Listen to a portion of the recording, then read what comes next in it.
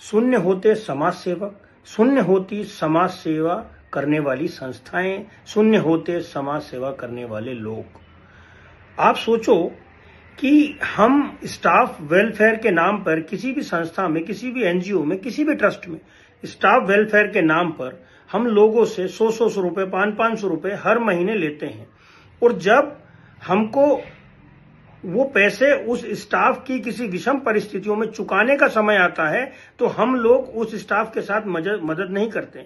मैंने ऐसी संस्थाएं देखी है जहां 4-4 हजार, 5-5 हजार, सामाजिक संस्थाओं की मैं बात कर रहा हूं, कमर्शियल संस्थानों की नहीं कर रहा हूं, 5-5 हजार कर्मचारी होते हैं और हर कर्मचारी से 100, 200, 300 रुपए लिया जाता है और लगभग हर महीने का 50-60 लाख रुपए लिया जाता है। साल भर में 4-5 करोड़ रुपए लिया जाता है और उन्हीं पैसे से उन्हीं लोगों को लोन दिया जाता है, 9, 10, 15 जो भी वो परसेंटेज में दिया जाता है, उसका ब्याज अलग आता है।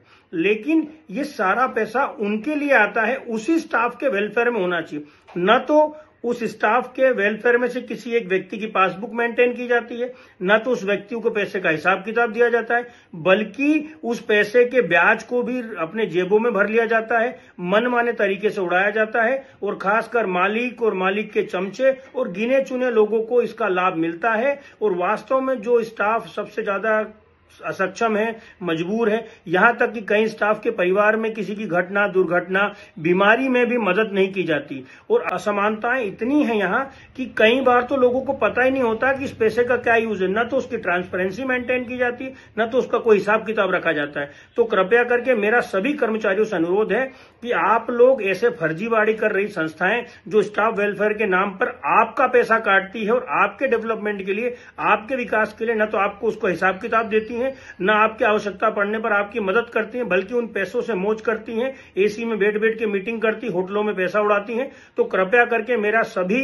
उन कर्मचारियों से अनुरोध है कि आप इसका विरोध करें। आज आपके घर में विषम परिस्थिति हुई है, आज आपके घर में किसी परिवार के साथ ट्रेजेडी हुई है, आज आप 2 पैसे के लिए मोहताज हो रहे हो, जबकि पूरा 50-50 लाख, 10-10 करोड़ रुपए उस फंड के पड़े होने के बावजूद भी ये लोग मदद नहीं करते हैं। और उस मदद का कोई पैरामीटर ही नहीं है कि अगर जो छोटा स्टाफ है, 20,000, 25,000, 30,000 रुपए वाला स्टाफ है, उसको मदद की जानी चाहिए। तो कई बार मदद उसको की जाती है जो लाख रुपए का स्टाफ जो है नौकरी पर रहता है। तो कृपया करके आप सभी लोग अपने खिलाफ हो रहे अन्याय को रोकें। ऐसा अन्याय वहां पर हो रहा है जो न्याय दिलाने वाली संस्थाएं हैं, जो समाज सेवा कर रही हैं, वो संस्थाएं ऐसा अन्याय करती हैं। तो इस अन्याय से रोकने का एक ही तरीका है, आपकी जागरूकता और आपका आवाज उठाना आपको आपके खिलाफ होने वाले अन्याय से रोक सकता है। आज नहीं जागे तो कभी नहीं जागोगे। जागो और अपनी जागरूकता से बदलाव लाओ और अपने अधिकार के लिए लड़ो। यही आपको आगे आपका अधिकार दिलाएगा और आगे की पीढ़ी के लिए एक भविष्य सुनिश्चित करेगा। बहुत बहुत धन्यवाद।